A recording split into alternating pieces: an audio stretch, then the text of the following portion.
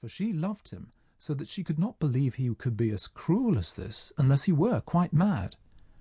So she told her father, and showed him a letter from Hamlet, and in the letter was much folly and this pretty verse: Doubt that the stars are fire, doubt that the sun doth move, doubt truth to be a liar, but never doubt I love. And from that time on some people believed that the cause of Hamlet's supposed madness was love. Poor Hamlet was very unhappy. He longed to obey his father's ghost, and yet he was too gentle and kindly to wish to kill another man, even his father's murderer, and sometimes he wondered whether, after all, the ghost spoke truly. Just at this time, some actors came to the court, and Hamlet ordered them to perform a certain play before the king and queen.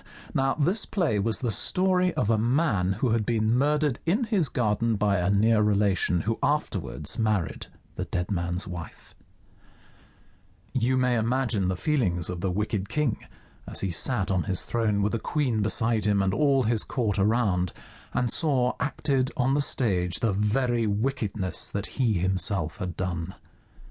And when in the play the wicked relation poured poison into the ear of the sleeping man, the wicked Claudius suddenly rose and staggered from the room, the queen and others following. Then said Hamlet to his friends, Now I am sure the ghost spoke true, for if Claudius had not done this murder, he could not have been so distressed to see it in a play. Now the queen sent for Hamlet, by the king's desire, to scold him for his conduct during the play, and for other matters, and Claudius, wishing to know exactly what happened, told old Polonius to hide himself behind the hangings in the queen's room.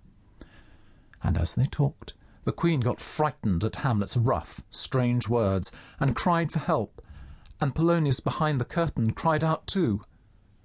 Hamlet, thinking it was the king who was hidden there, thrust with his sword at the hangings and killed not the king, but poor old Polonius.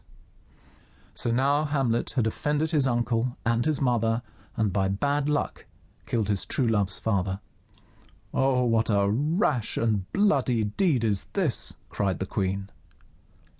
And Hamlet answered bitterly, "Almost as bad as to kill a king and marry his brother." Then Hamlet told the queen plainly all his thoughts, and how he knew of the murder, and begged her at least to have no more friendship or kindness of the base Claudius, who had killed the good king. And as they spoke, the king's ghost again appeared before Hamlet, but the queen could not see it. So when the ghost had gone, they parted. When the queen told Claudius what had passed, and how Polonius was dead, he said, "This shows plainly that Hamlet is mad, and since he has killed the Chancellor, it is for his own safety that we must carry out our plan and send him away to England." So Hamlet was sent under charge of 2 courtiers who served the king, and these bore letters to the English court requiring that Hamlet should be put to death.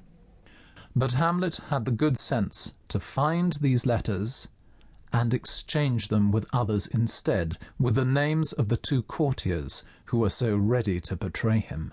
Then, as the vessel went to England, Hamlet escaped on board a pirate ship, and the 2 wicked courtiers left him to his fate and went on to meet theirs. Hamlet hurried home, but in the meantime a dreadful thing had happened. Poor, pretty Ophelia, having lost her lover and her father, lost her wits too, and went in sad madness about the court with straws and weeds and flowers in her hair, singing strange scraps of songs and talking half sense, half nonsense.